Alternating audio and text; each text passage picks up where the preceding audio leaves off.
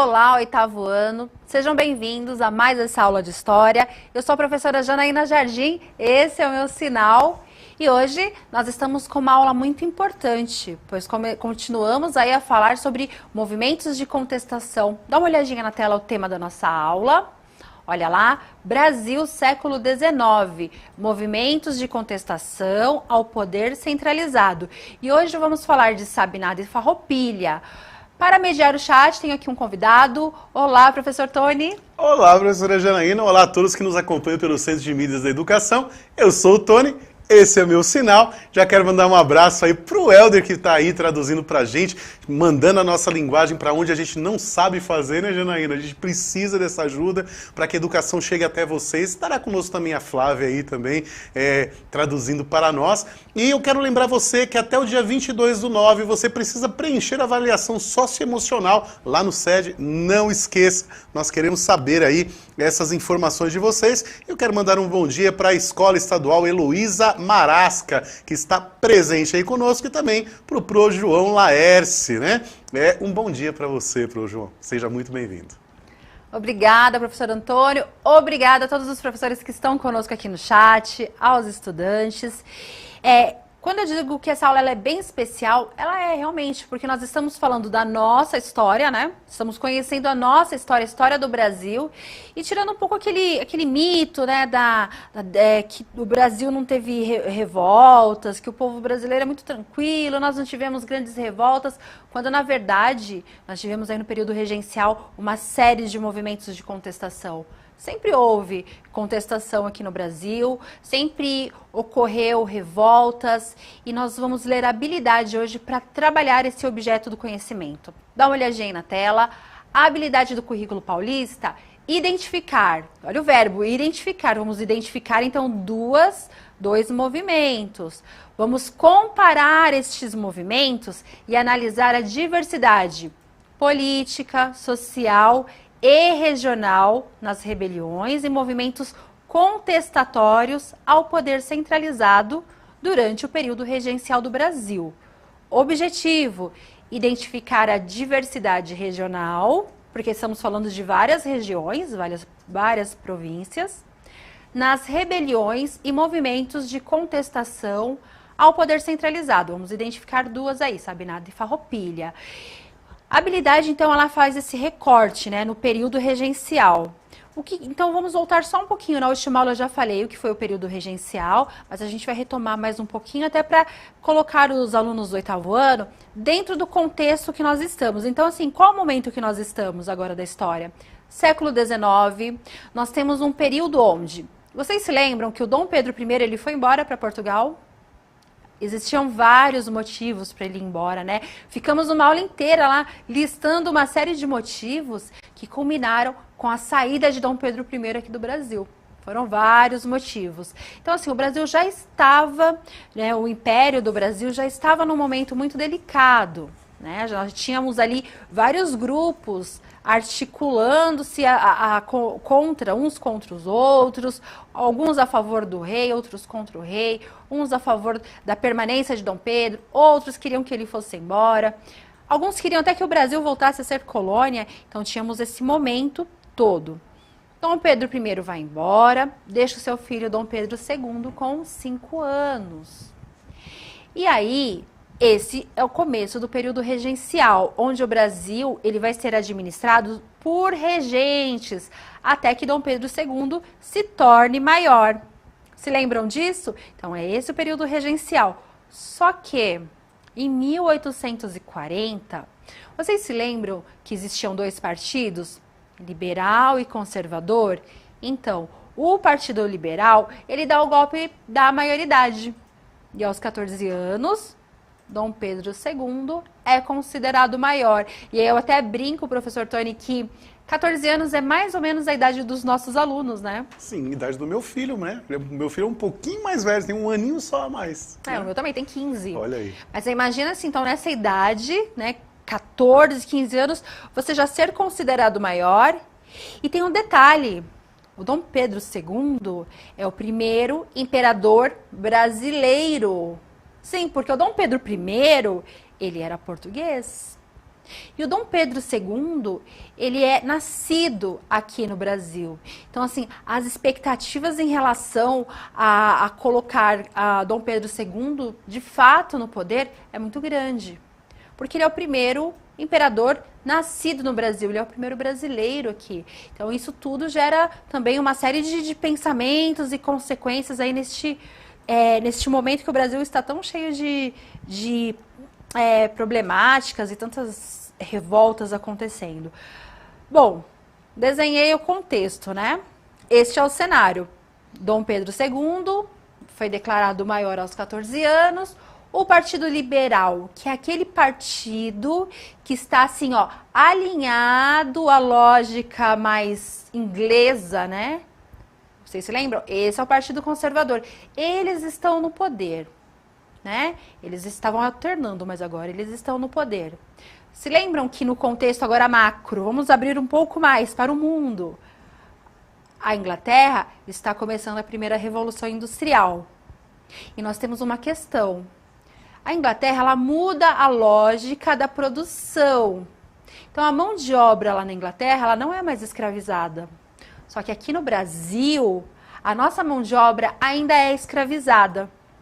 Embora o Partido Liberal está alinhado lá com a Inglaterra, a gente precisa lembrar que aqui no Brasil nós temos grandes latifundiários, herança lá das capitanias hereditárias, nós temos grandes latifundiários, e o Brasil, ele acaba se especializando em alguns ciclos econômicos, né? Ele não abre para a indústria neste momento. Ele acaba se tornando assim, uma espécie de monocultura, né? O Brasil está sempre voltado para um produto. Ou é para a cana-de-açúcar, ou é para o café. Então, é neste momento que nós estamos. E agora sim, na tela para vocês, uma questão. 8º ano. Vamos para uma tempestade de ideias. Aluno, o que vem em sua mente quando nós, professores, mencionamos as rebeliões regionais? 1 minuto. Regenciais, desculpem.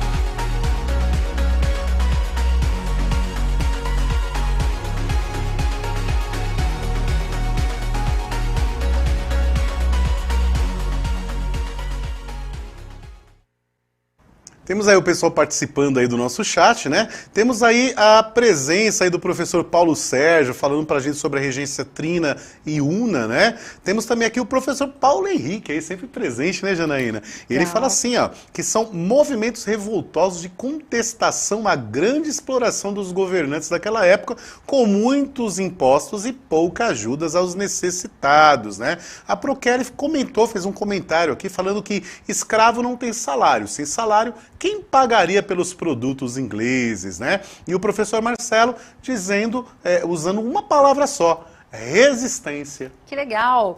Excelentes contribuições. Eu vou colocar na tela para vocês uma contextualização, todas estão corretas, mas é só para vocês saberem em qual material nós estamos nos apoiando. Na tela para vocês, esse texto ele está no Currículo em Ação, Caderno do Aluno, do 8º ano, volume 3, página 139. E aí eu gostaria de frisar alguns pontos desse texto, porque as respostas estão todas corretas, realmente. E aí eu só quero deixar aqui, deixa eu colocar o marca-texto, algumas questões aqui bem importantes. O que provocou, né, os rebeldes? E o Pro respondeu certo. É Pro Marcos que você falou? Paulo Sérgio, Paulo né? Sérgio, Olha só. O que provocou os rebeldes, né? As questões, a gente vai aqui nos motivos, as questões da política oligárquica, ou seja, nós temos uma classe média, né? uma classe média que não está participando das decisões. Críticas à quantidade de impostos. Gente, vocês se lembram que desde 1808, com a chegada da família real aqui no Brasil, nós tivemos uma série de impostos, né, para poder receber a família real, e isso nunca parou. Então, isso também provocou aí os rebeldes. Mais uma questão, né? A miséria de boa parte da população. Aqui a gente está falando mesmo da população mais pobre. A maior necessidade de participação por parte do povo da vida política, assim como a necessidade de abolição da escravidão. Então percebam, tudo que eu citei aqui são os motivos, né? E que vocês também já me disseram no chat. Nós temos uma classe média, né? Que é uma classe que tem até poder aquisitivo, só que o que eles não têm? Participação política. Nós temos um grupo pobre que é o povo, né? A grande base que está na miséria.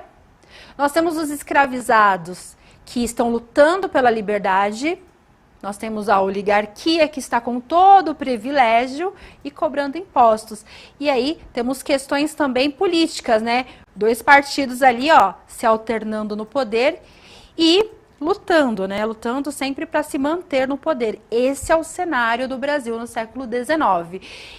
E agora, a gente sempre gosta de fazer uma piada ruim, né? Então vamos lá, professores. A próxima revolta é o contrário de sabe tudo. Eu gostaria que eles respondessem, né? Então, assim, se alguém... Depois falam que só o professor de matemática faz piada ruim, né? Então, a gente também faz. É uma piada bem ruinzinha. Eu vou esperar. Aqui, ó, já tem uma resposta. Tem a professora Kelly. Ela falou, sabe nada, inocente. Eu queria aproveitar esse momento até para pedir desculpa, porque eu falei Paulo Sérgio, né? Paulo Sérgio falou sobre outra coisa. Foi o Paulo Henrique que falou sobre os movimentos revoltosos, né? Tá? Então, aqui Desculpe. é a Kelly. Sabe nada, inocente. Então, vamos falar sobre a sabe nada. Olha lá. Sabe nada. Aconteceu na Bahia, período de 1837 a 1838. E aí eu vou começar dizendo assim, ó. Por que se chama sabe nada, né? Não é porque eles não sabiam nada, gente. Isso é uma piada bem ruim mesmo. Um dos líderes deste movimento foi o Francisco Julião. E o Francisco Julião... aliás, desculpem, gente, Francisco Sabino, ele foi um dos líderes deste movimento, Francisco Sabino, por isso ficou conhecido como Sabinada. E o Francisco Sabino, ele era médico e jornalista. Ah, então ele sabia muita coisa. Muita coisa. A piada vai ficando cada vez pior.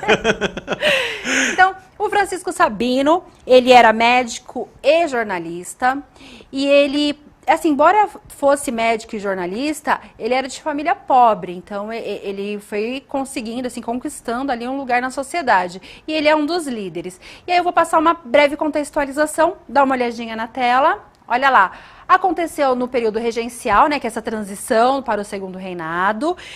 Teve participação de militares e classe média. Olha aí a diversidade social e política dentro dos movimentos. Militares e classe média.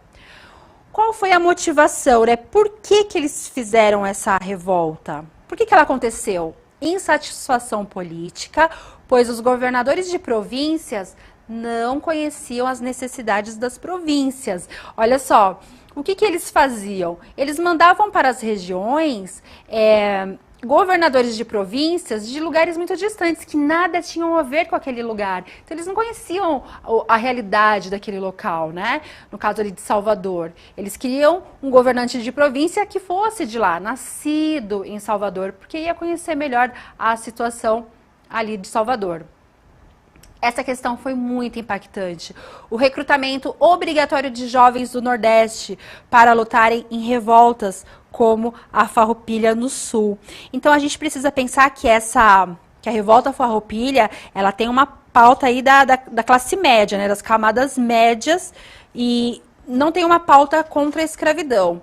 Em 1837, eles proclamam a República Baiense, né, com a Guarda Nacional, e vai ter uma repressão aí e reprime a revolta com violência. Eles chegam a proclamar uma república, não existe um caráter de se separar do Brasil. Na realidade, eles queriam participação política. É um movimento da elite, dessa classe média. Eles querem participar mais da política. Não tem uma pauta contra a escravidão, mas os escravizados participaram dessa revolta com o intento assim, de depois conseguirem a abolição, o que não aconteceu. Prometeram a alforria para aqueles escravizados e isso não aconteceu. Então, participaram militares, classe média e escravizados. Escravizados com essa intenção de que eles seriam libertos, mas isso não aconteceu aqui na Sabinada.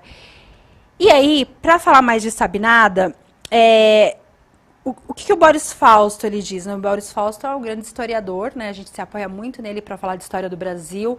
O Boris Fausto diz assim que é importante pensar que essas revoltas regenciais, elas têm particularidades, né? Cada região, cada província tinha um motivo e cada província tinha alguns participantes, né? Então, no caso de Sabinada, eu vou voltar na tela para vocês. Dá uma olhadinha lá. Nós tínhamos aí militares e classe média. Lembrando que também os escravizados participaram achando que teriam a liberdade. E aí um desfecho, como que acabou? O regente Feijó, que era o regente naquele momento, gente, ele manda tropas lá para Salvador e ele manda tropas pelo rio, né, pelo mar e por terra. Então, quando ele manda tropas por mar e por terra, ele consegue abafar essa revolta. É assim que acaba. Os latifundiários, que já é um setor, assim, uma classe média mais poderosa, os latifundiários, eles apoiaram o governo, porque eles estavam temendo esse pensamento republicano. Porque, olha só, eles proclamaram a república, mas eles não queriam ficar com a república para sempre. Era até o Dom Pedro II chegar na maioridade e se tornar imperador. Porque a ideia é assim, ó, nós teremos um imperador brasileiro, então ele vai atender mais as nossas necessidades, né, em relação a Dom Pedro I, que atendia muito mais a oligarquia portuguesa. E aí, tem alguma participação no chat para a gente poder passar para o próximo? Ó, o professor Paulo Henrique indicou, falando sobre o fim da escravidão, né, dizendo que a Inglaterra precisava de trabalhadores assalariados para aumentar pelo mundo mais clientes para os seus produtos. E a professora Maria Gonçalves dizendo que é professora de língua portuguesa, mas que ama as aulas de história. Muito bem, muito obrigada. A prof ficou muito feliz, né, muito satisfeita. Bom, não tem caráter separatista. A gente precisa pensar muito nessa questão também dos escravizados, é importante.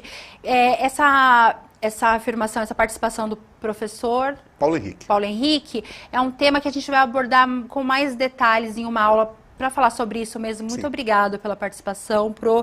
E aí a gente termina então com muita violência, muita repressão, né? Casas incendiadas e muitas pessoas mortas. Esse é um contexto geral da Sabinada. É lógico que a gente precisaria estudar muito mais, né? A gente precisa aprofundar mais nesses assuntos.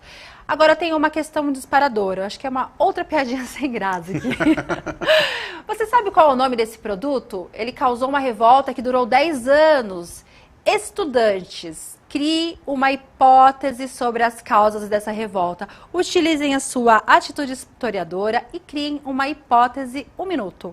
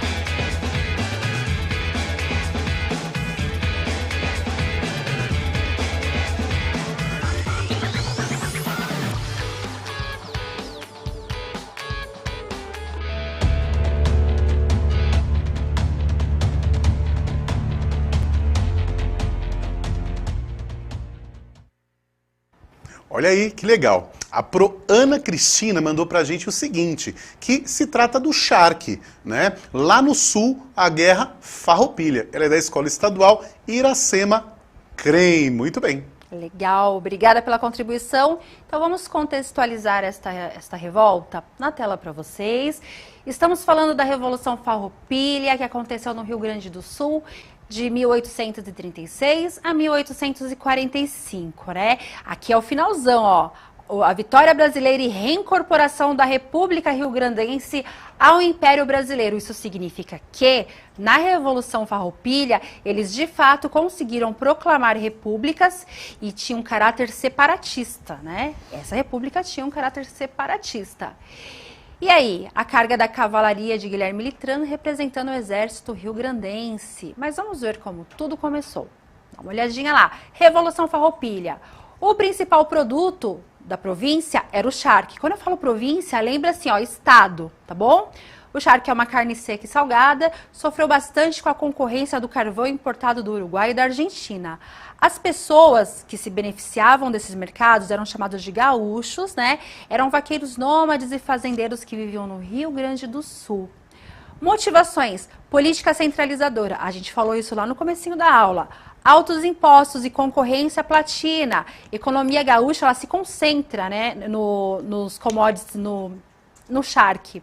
O principal produto da província, o charque, sofreu bastante com a concorrência do carvão importado do Uruguai e da Argentina. E aí, voltando aqui um pouquinho, o que a gente pode dizer? Motivação: altos impostos contra o principal produto, né? A gente diz commodities, é um produto. O principal produto era o charque. E altos impostos contra as províncias. Lembram disso? Para manter ali a coroa, para manter o padrão de vida da coroa, aumentou-se muito os impostos das províncias.